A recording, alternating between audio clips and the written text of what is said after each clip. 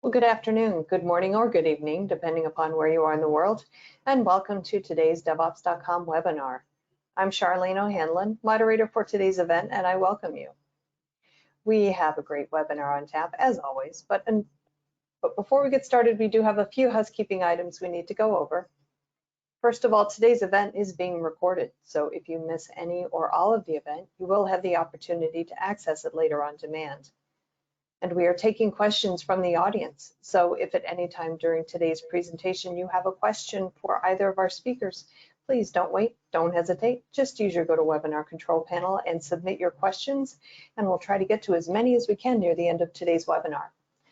Also, at the end of today's webinar, we are going to be doing a drawing for 4 $100 Amazon gift cards. So please stick around. Hopefully you'll be one of our 4 lucky winners.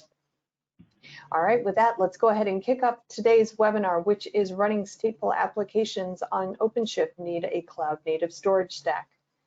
Our speakers today are Tushar Doshi, who is Technical Director, and Madhura Gaonekar, who's Principal Engineer at Robin. Welcome to both of you, and thank you so much for joining me today. But before we get started with the presentation, I want to hand things over to Michael Waite, who is with Red Hat, and he's just going to say a couple opening remarks. Go ahead, Michael. Hey, thanks, Charlene. Yeah, I just wanted to say hello, everyone, for joining the webinar today. You know, I'm responsible for our partners here at Red Hat, or specifically our software partners. And you know, when you have a company like Robin.io, they've certified their software for Red Hat OpenShift, and they have an operator, and it's available in the Red Hat marketplace. So if anyone wants to go check it out, it's just marketplace.redhat.com. But we do these webinars with our partners because we want to help drive market visibility for their applications running on OpenShift. And so with that said, over to you, Tushar. Hey, thanks, Michael. So welcome to the webinar. So today in the webinar, we will talk about why the cloud native storage is needed on OpenShift. What should be the typical characteristic for an ideal cloud native storage would look like? What do we expect cloud native storage should give to the application? What do applications really need from the storage stack? And then we will go over what are the DevOps workflows which you can do when you have this storage stack. And then we will have a small demo, and then we can have a question and answers at the end. So these are some of the CNCF survey results, and these essentially tie up with some of the CNS storage stack requirements. So if you look at them, you see that there are like 6.5 million cloud native developers. I think it's a fastest growing developer community over time across any other project. And then you see that 84% of the responders said they have containers in production and mostly on Kubernetes. And there are 14% who actually are using stateful applications in production on Kubernetes. So with these two things in mind, you have 6.5 million developers. You don't, I don't expect that everybody would be a storage expert. So what you need is a very simple storage stack, which anybody can understand, and should be very easy to use, and it should be production ready, since people are ready to deploy their applications on stateful applications on Kubernetes. And if you see at the last two statistics, there are like 65% who are using Helm for deployment, and 50%, more than 50% are using it in multiple clouds or hybrid clouds. So with that, you should have application as your center of focus, and all the DevOps workflow should be tied around those applications. And then with the multiple cloud in picture, your CNS stack should be able to deploy across any clouds transparently without worrying about the underlying infrastructure, and it should abstract all these complexities from the applications or the developers.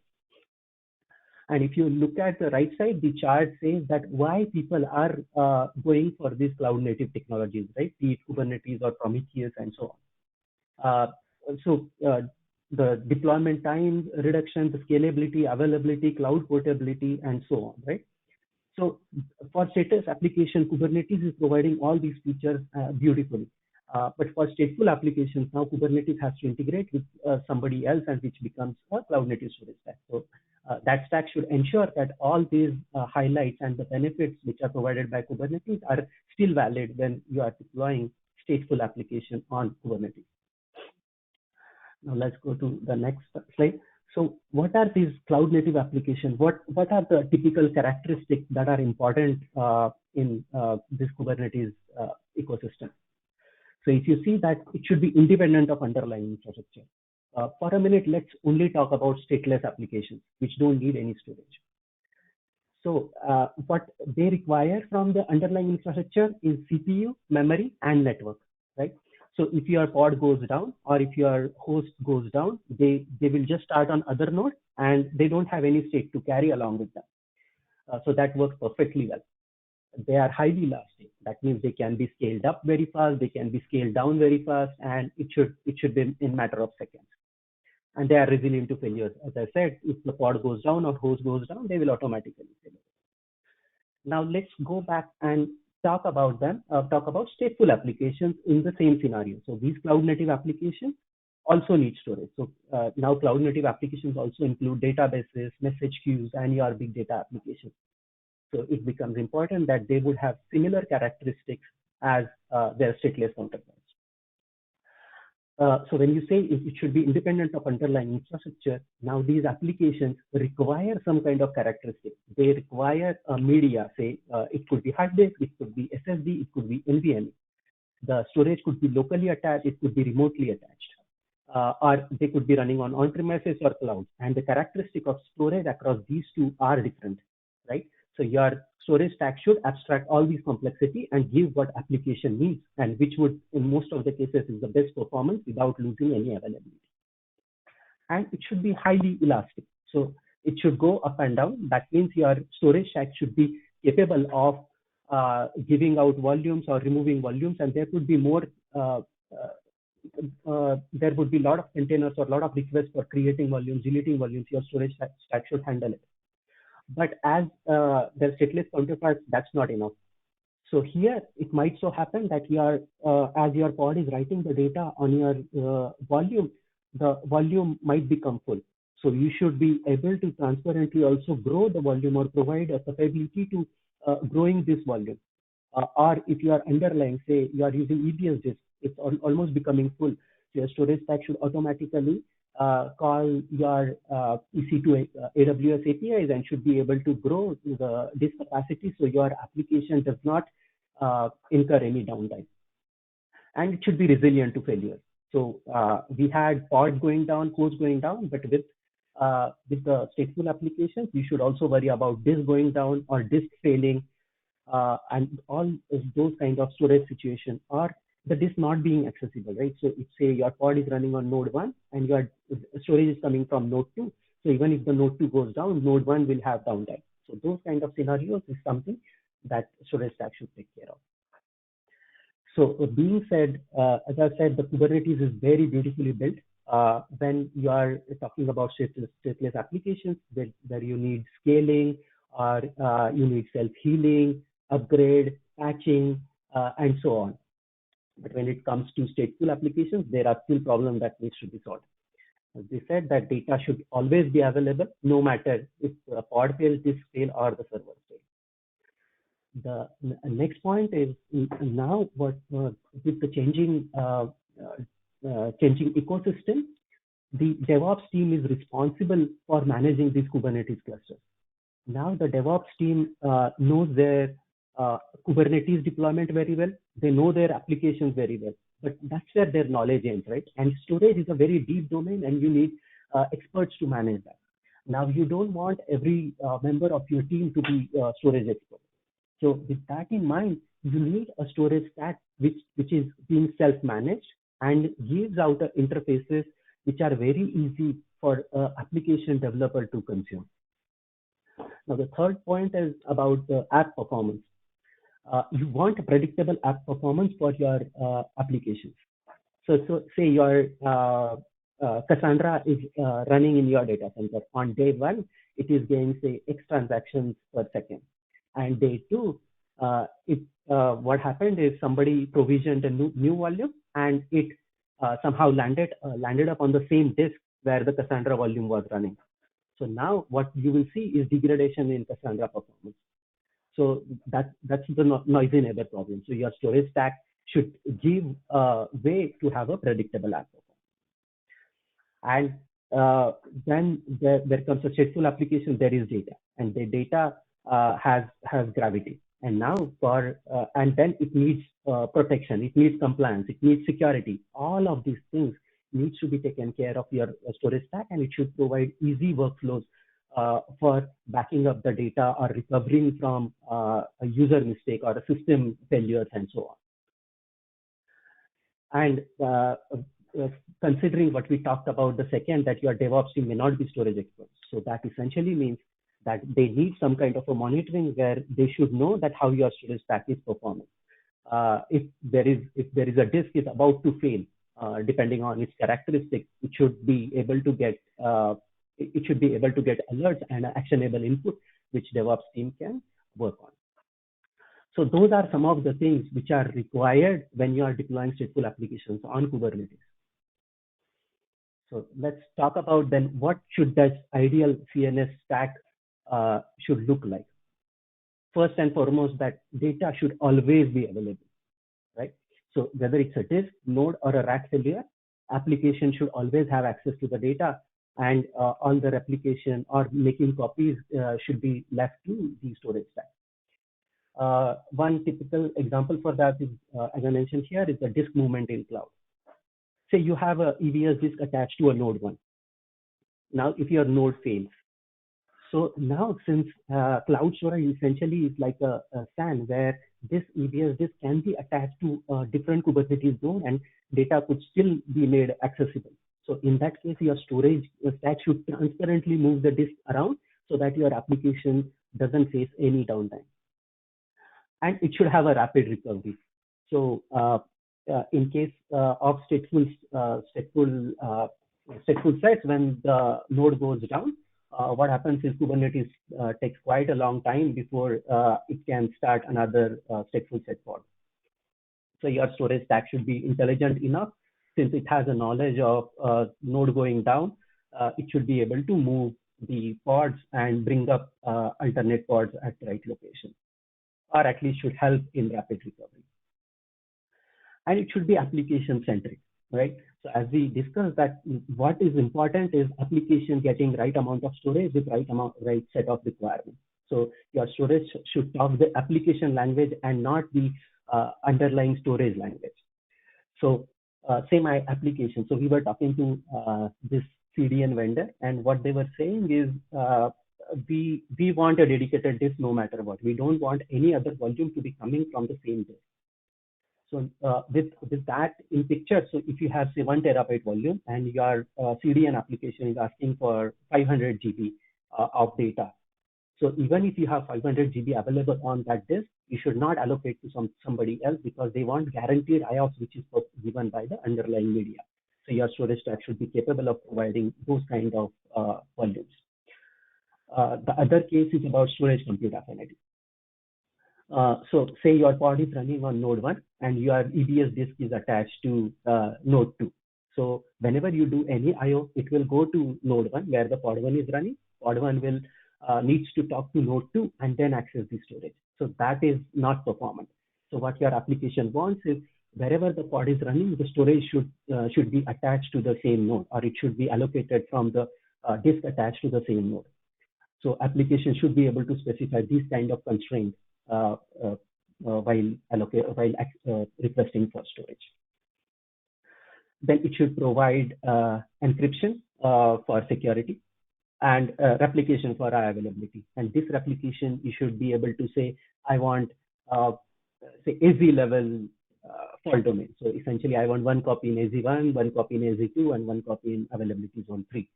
So your storage stack should be flexible enough to give those kind of capabilities. And it should be platform agnostic. Essentially, as we said, as we saw from the results, there is more than 50% of the responders are already using hybrid clouds or multi-clouds in their environment. So it becomes very important enough that the stack that works on one environment should work exactly same on the other environment.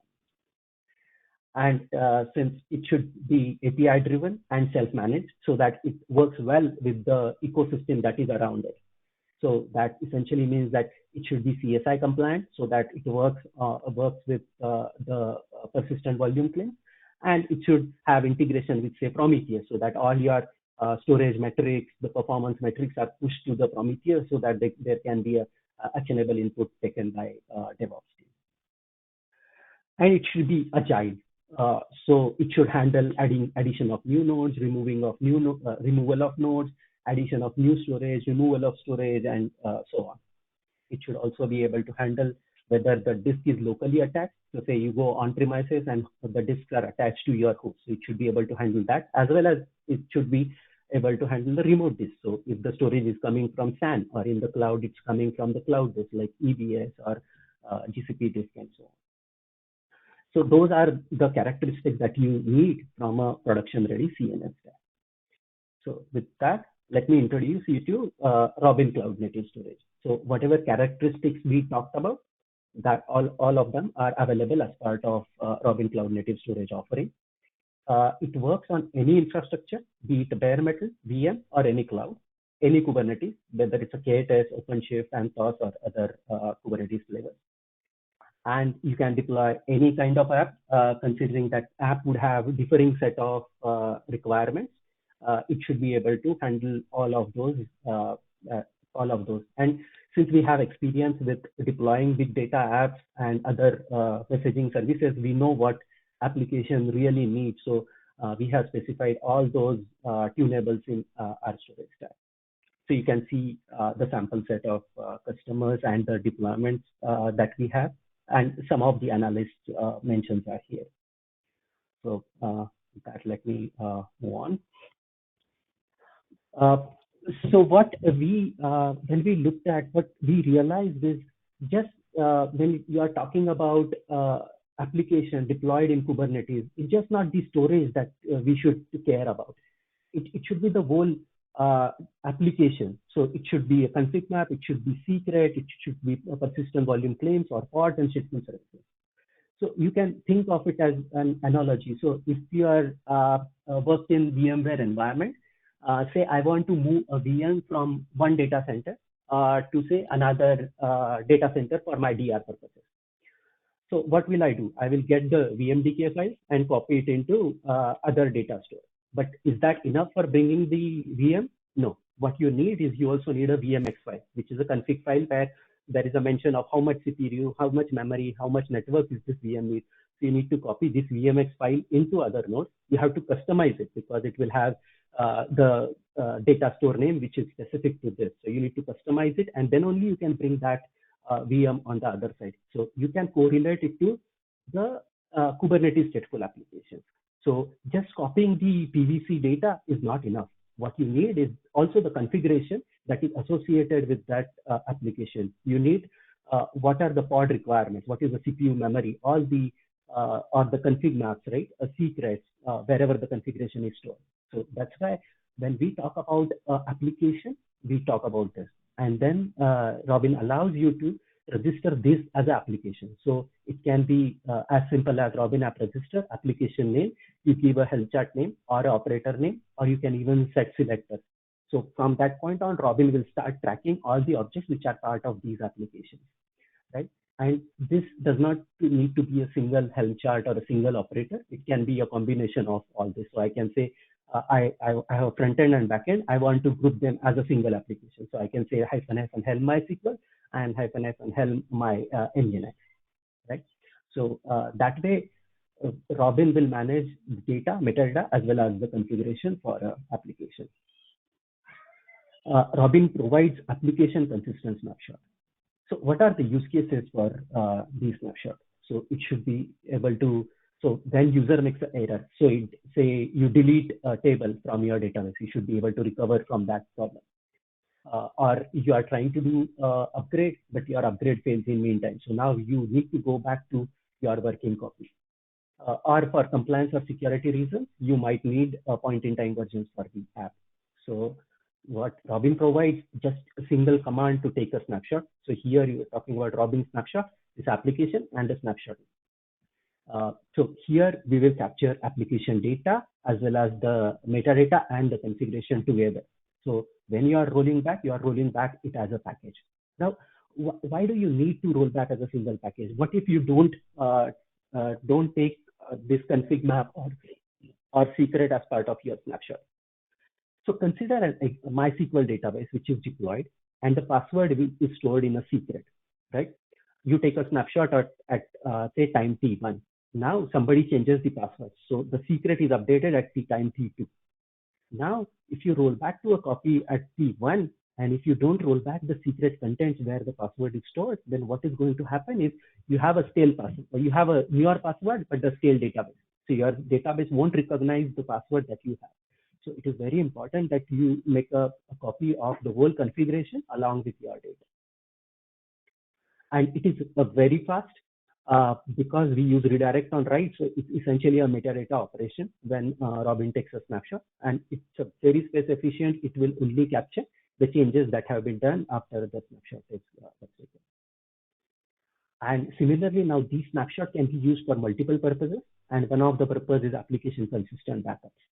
Now, what are these backups can be used for? It can be used for recover from disk and server failure. So if your data is lost, if your disk goes bad or your server doesn't boot up, right, where your data is stored, you can always bring back the copy that was stored offsite. You will have your compliance requirement where you need disaster recovery requirements where the data should be stored offsite in case disaster happens. Or it might be compliance that some of the customers that we work with have a requirement that they have to switch their data centers every 6 months. So your application should be up in one data center for 6 months, and application should be up in other data center for 6 months. So you need the backups for that. And this essentially is moving the snapshot that we have taken earlier to a remote site. So all the advantages that we have with snapshot will be there with backup. It is incremental. And on top of that, we have RBAC for these backups. So it's secure. Not everybody can use it without access. So let's move on. And we have clones. So essentially, the clones are a copy of the application. So you have MySQL running in production. I want to run some test on that production database, but I can't give you access to my production database. One is due to performance reasons, maybe for security reasons, right? So what we provide is a clone functionality where you can just point to that. You can take a snapshot of your production application, point to that snapshot, and you can create another copy of the application with exactly same data and the configuration. Then you can run your tests, you can run your performance reports, and so on without impacting your production database. And this is a thin clone. So essentially, it will both the applications will share common data, and the changes would be after that. Whatever changes you make will be in their local copies. And this becomes very important when the upgrades are complex, where what you will do is you will not update the original application, but what you will do is you will create a clone of the application. You will upgrade that. If you are satisfied with that, you will go back and upgrade your original application. So those are the advantages of clone. Going forward, now we also support multi-cluster, multi-cloud portability for the applications. So why is it needed? As again, that people are moving to a model where they are using multiple clouds or on-premises along with the cloud. So for those use cases, essentially your application can reside anywhere. It can be in on-premises, and for example, you don't have enough space in your on-premises. So what you will do is you will move this application to the cloud. So there should be a straightforward workflow to move this to another cluster in the cloud. Or there could be another use case where you have applications running in the cloud, but due to cost concerns, what you want to do is you want to bring it onto on-premises. So in both the cases, you need a simple way to essentially migrate apps across on-premises or clouds based on your needs. So here, Robin, what it allows you to do, you anyways take a snapshot, you move to any S3 compatible, S3 API compatible object store. So it can be GCS, Azure, or Minayo. And after that, if the clusters in the cloud have access to this object store, you can just say, Robin pull this, and it will create the application exactly similar with the data that was there in your cloud, be it OpenShift or IKS, it doesn't matter.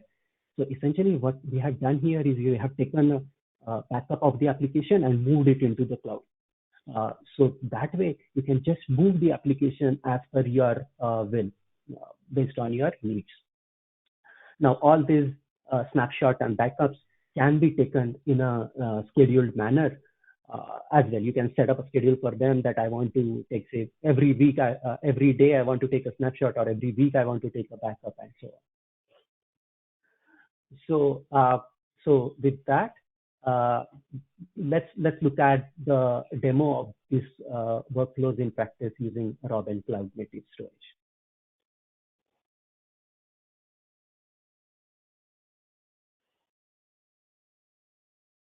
Over to you, Madhura.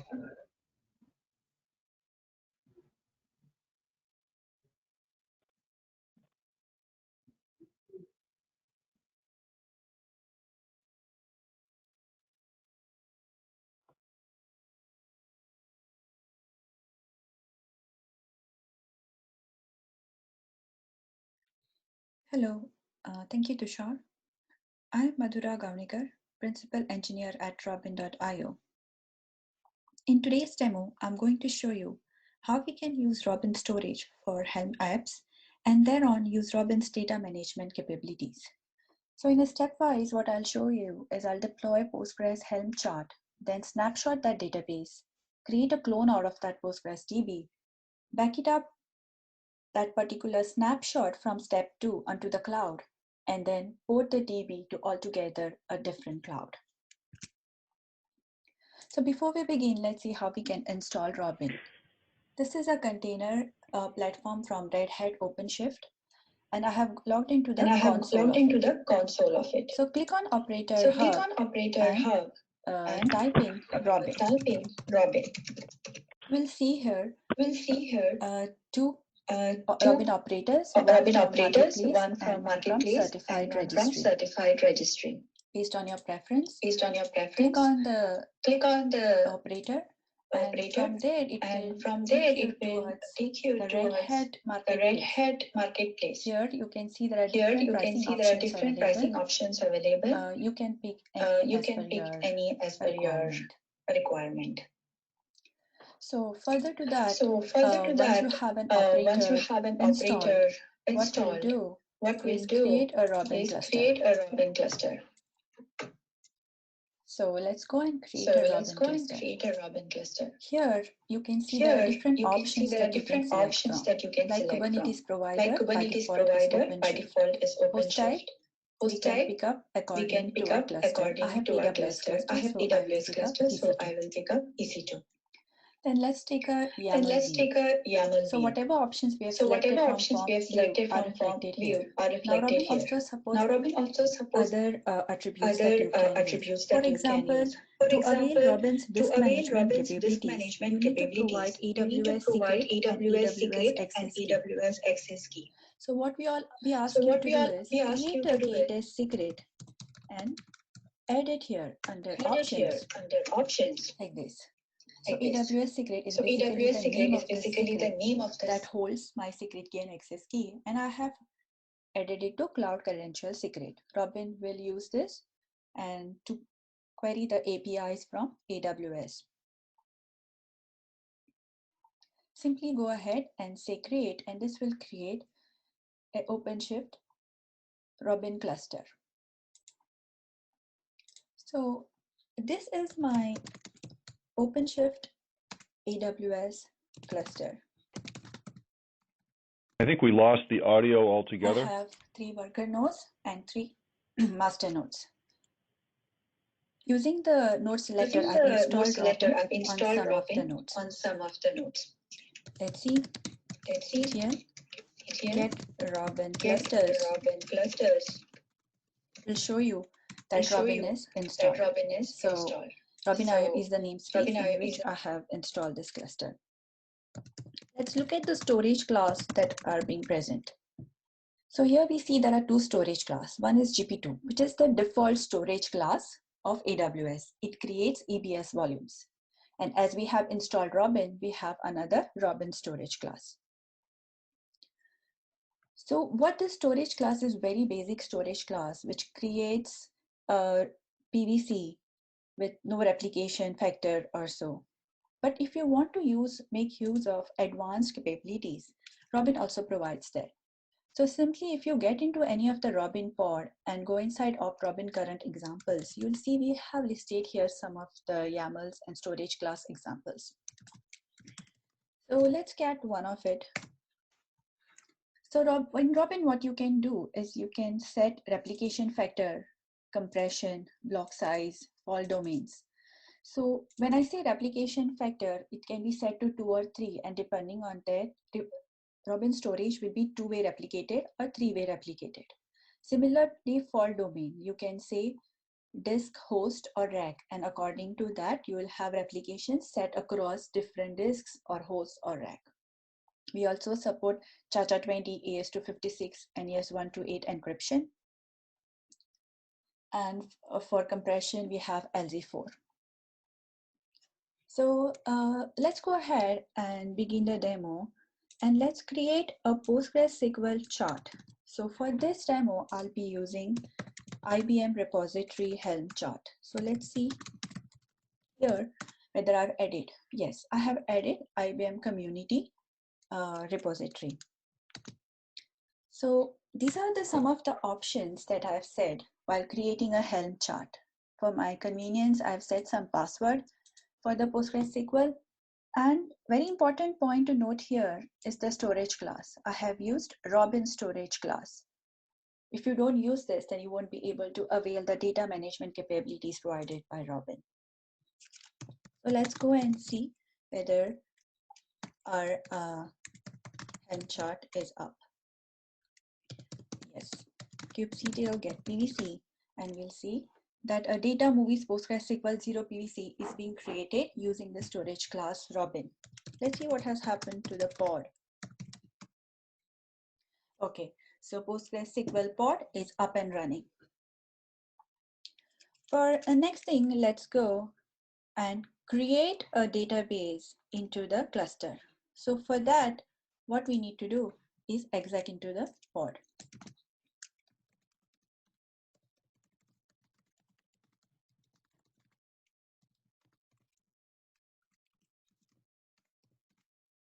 So we are inside the PostgreSQL pod now. Let's go and connect to PSQL.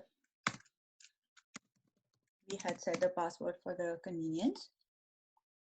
Let's create a database called as crestdb.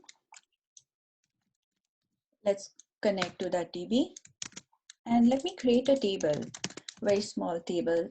Name of the table is movies. Let me insert some records into that table.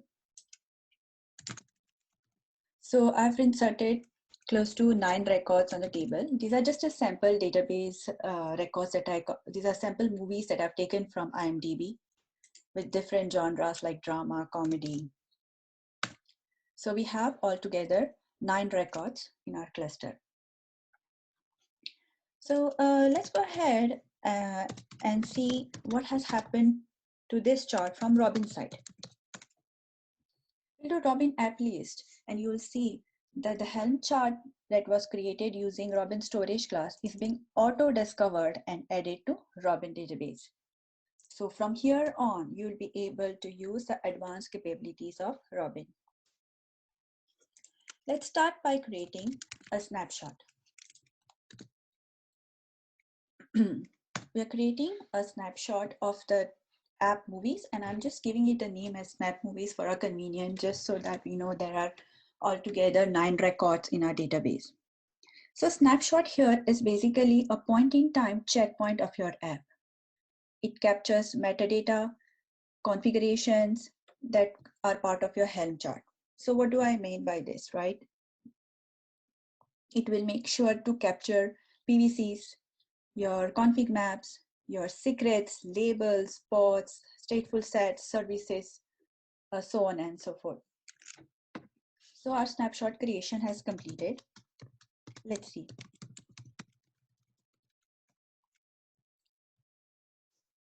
Okay, so here is our snapshot ID. So just to create some excitement, let's go and delete a record from our database. So altogether we have 9. Let's go ahead and delete this June 9. And now we see there are altogether 8 records in our database. So what do we do at this point? We have 9 records and we just lost 1 record. Worry not, we can go back to this checkpoint where we had altogether 9 records. So for that, what we can do is, all we have to do is Robin app restore, name of the app, and provide the snapshot ID. That's it. So what will happen is we will be able to go back to the older time wherein we had 9 records.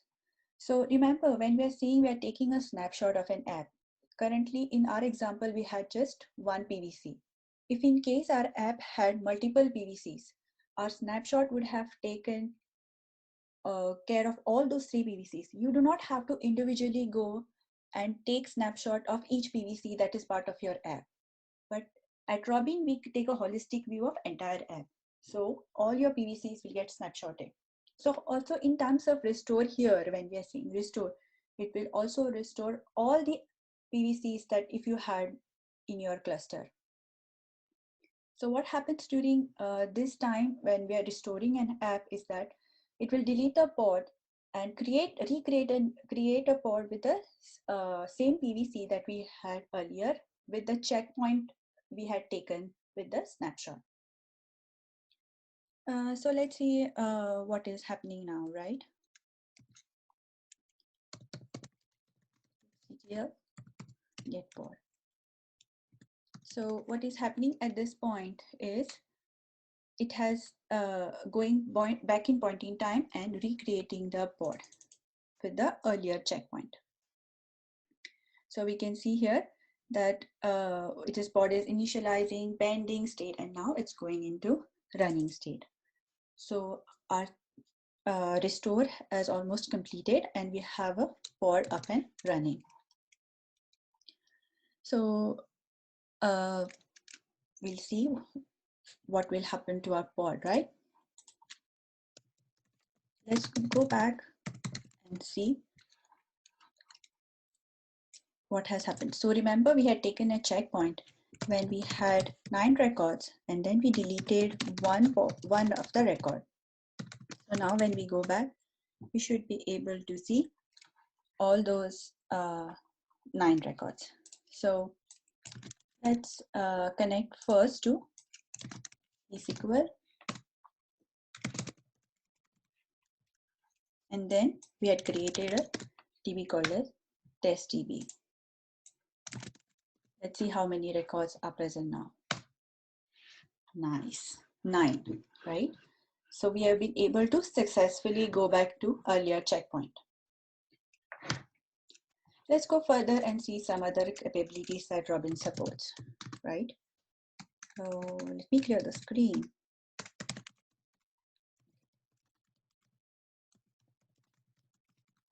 We will now next move to another capability that Robin supports. Those are called as Robin app clones. So let's create a clone from our snapshot. So we'll say Robin app create from snapshot. Name of my app would be movies clone. And my snapshot ID that is required to create a clone.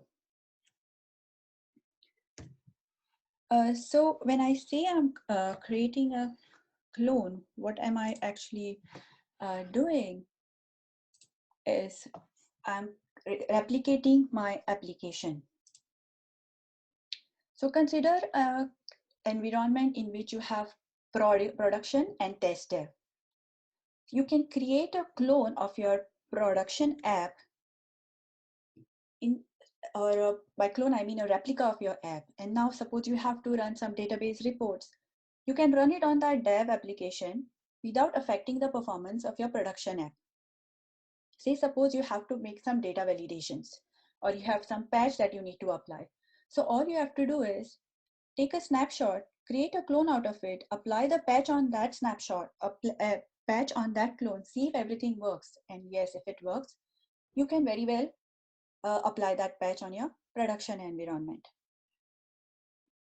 So when we say clone here, it is also creating a thin clone, which means we have, which cloning is faster and does not require massive copies of data from one app to the another. So let's see, what will happen here is that it will create a separate set of PVC for the clone. And let's see whether pod is getting created for the clone app. Yes, you see there is a clone app and there is a parent app. So let's get inside this clone app now.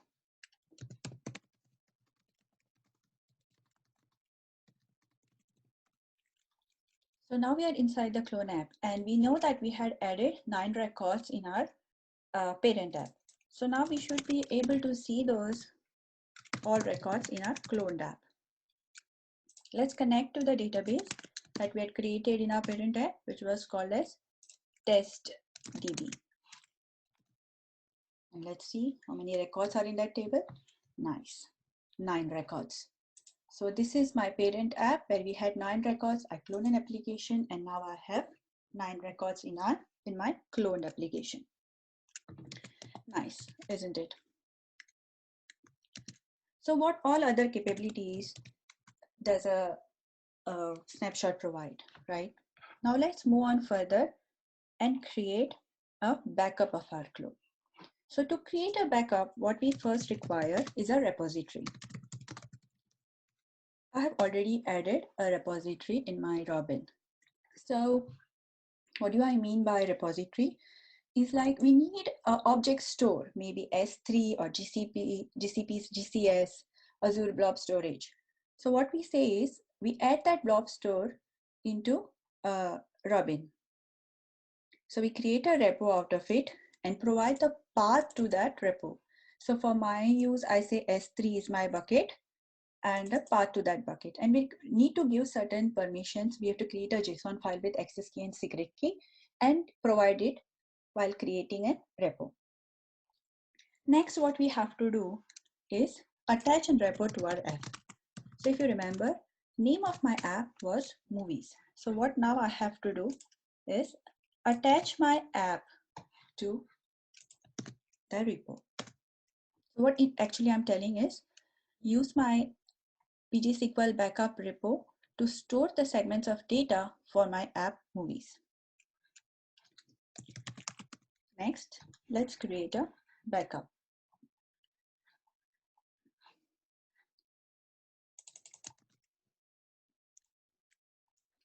For backup, we need is a snapshot ID.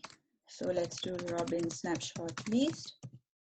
Let's grab the snapshot ID from here, and then let's create a backup by providing the snapshot ID.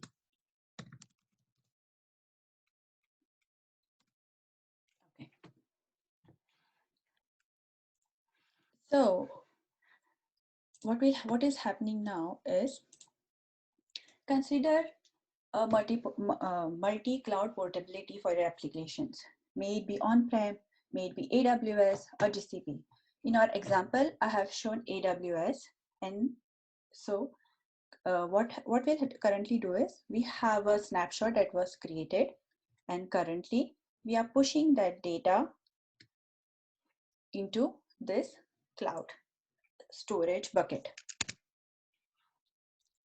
So our backup is created. So let's do Robin backup list. Okay, nice.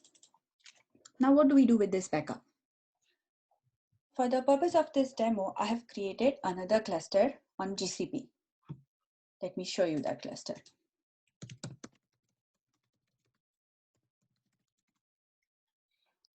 So I have a GCP cluster. Again, I have 3 masters and 3 workers. Also, I have installed Robin on this. Let's do Robin host list. Another important point to mention here is that Robin has its own control plane. So it makes sure that your applications are available all the time. So let's do and see what we have with respect to storage class. So we have two storage classes. GCP comes with its standard default storage class called as GCPD. And then we have installed Robin. So we have another Robin storage class. So for backup to be imported on our new cluster, we have to make sure that we have added Robin repository. So we have added S3 repository. The same repository that we had added on our source cluster on AWS, I have to make sure I add the same repository, that is S3, with the same path. Let's go back to our source cluster and import a token. Let's create a token, Robin backup export, and the backup ID. So why do we need to export token, right? This is to make sure that your data is secure in the cloud. So this is the token. We copy the token, and then on our target cluster, that is in this case our GCP cluster, I'm going to import that.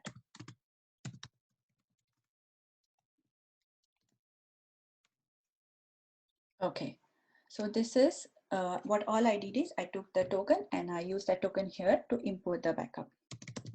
Now let's see what is happening.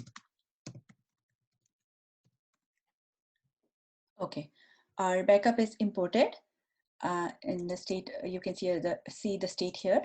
So we can use this backup ID to create an app. So let's do that and create an app. Robin app create from backup. Name of my app is going to be movies backup. I'll provide the backup ID and say,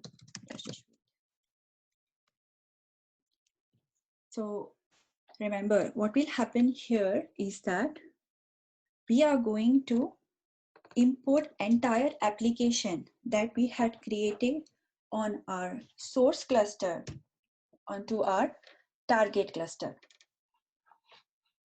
So if you remember from this, I had shown, we had created a snapshot. Then we pushed our data onto the S3 bucket. And now we pull the data on our GCP cloud. So with this backup, we can port apps across multiple cloud environments. This allows you to avoid infrastructure lock-ins and achieve better cost economics. So while this app is getting created from backup, what it happens is it will create PVCs. Let's see. Okay, so it has created a data movies backup movies PVC. Also, along with this, it will create pods. See here. So when it creates pod, it will pull the data from the S3. Before that, while creating container, it will pull images from docker.io, and then spin up a pod, attach the pod to this PVC. Okay, nice. Our app is up and running. Now what we'll do is we'll connect to this pod and see whether data that we had added on our source cluster is available on our target cluster. Let's exec into pod.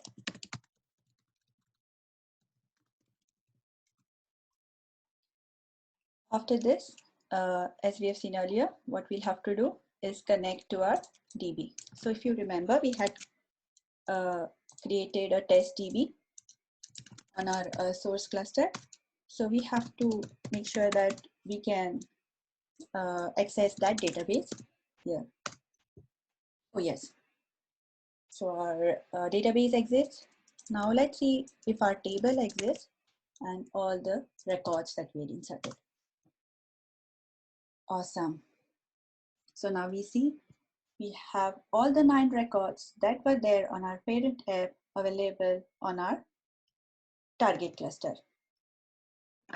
Amazing, isn't it? So what we all did was we created a global repository from which is accessible across all clouds. And a user can recreate the exact same application along with data as well as configuration by importing that application level snapshot or backups onto a target cluster using a single command. Robin automatically takes care of mapping configs data from source cluster to destination cluster.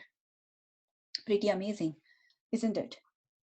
This is pretty much I had today for this demo. Thank you very much. Over to you, Tushar.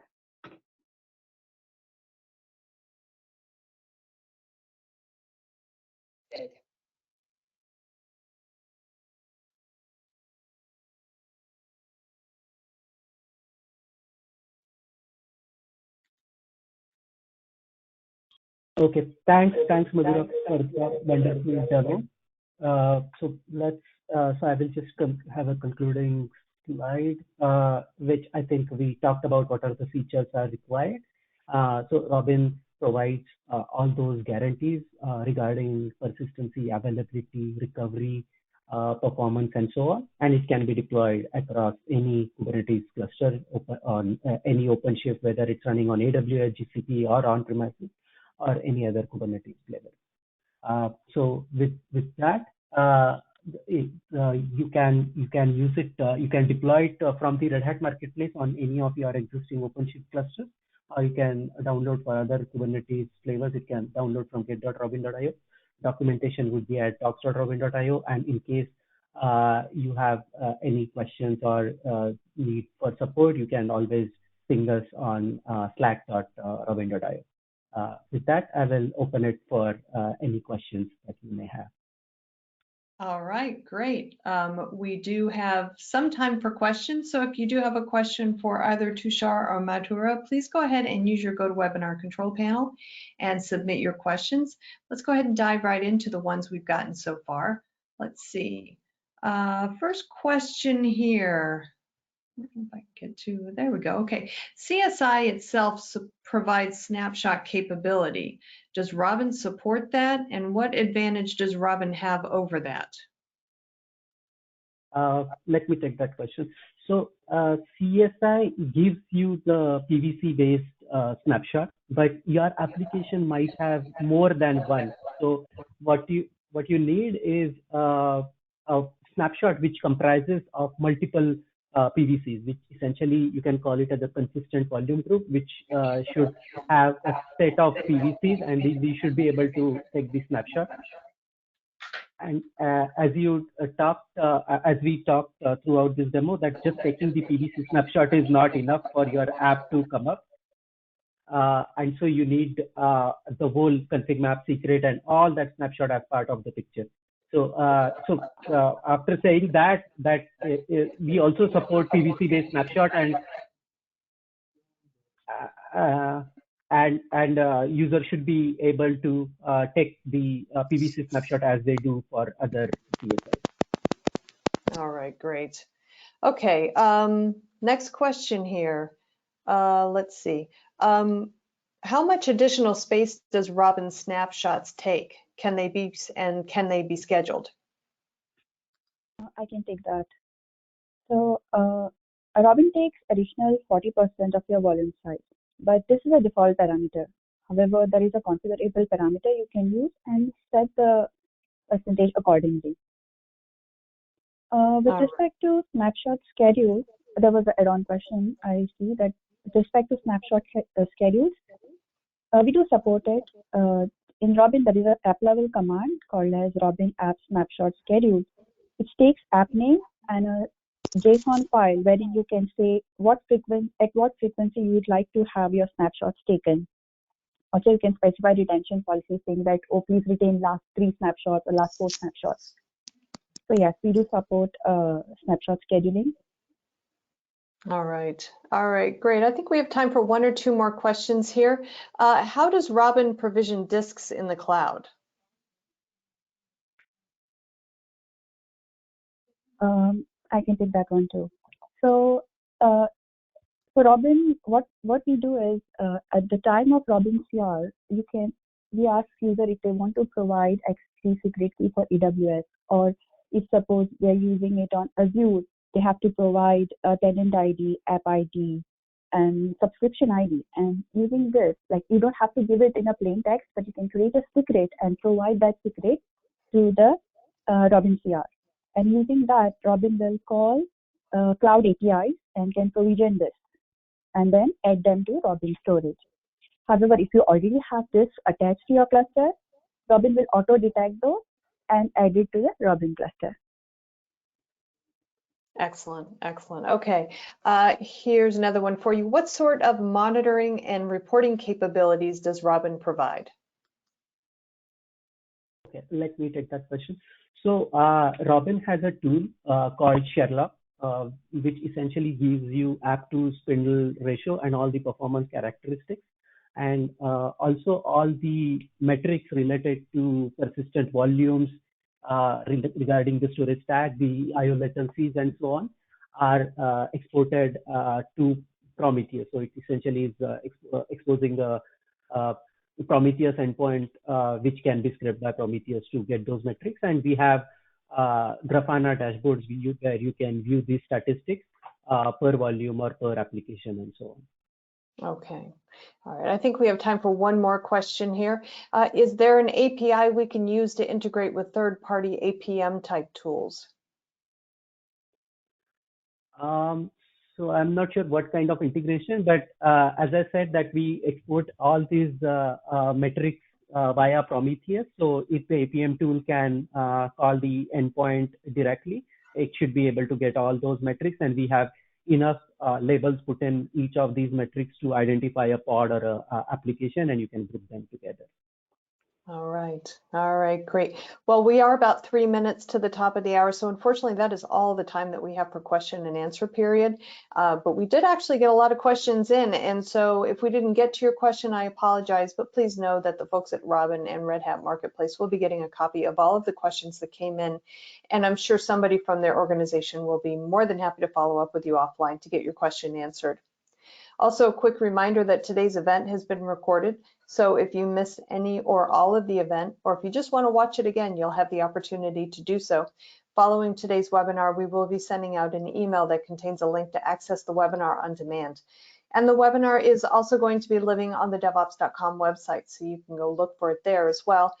Just go to DevOps.com/webinars, look in the on-demand section, and it should be right there waiting for you. All right, I did mention at the top of the hour that we would be doing a drawing for 4 $100 Amazon gift cards. So without further ado, let's go ahead and do that. Our first winner today is Alex S. Congratulations, Alex. Second winner today is Ray A. Congratulations, Ray. Third winner today is Luca M. Congratulations, Luca. And our final winner today is Bill G. Congratulations, Bill. We'll be following up with all 4 of you via email to get your Amazon gift card emailed over to you. So check your inbox. If you don't see anything in your inbox, please check your spam folder. All right, Tushar and Madhura, thank you both for a great presentation today. Really, really good stuff. Really appreciate your time and your expertise. And I also want to thank a lot. Oh, you're welcome. You're welcome. I also want to thank the audience for joining me today. This is Charlene O'Hanlon, and I'm signing off. Have a great day, everybody, and please stay safe.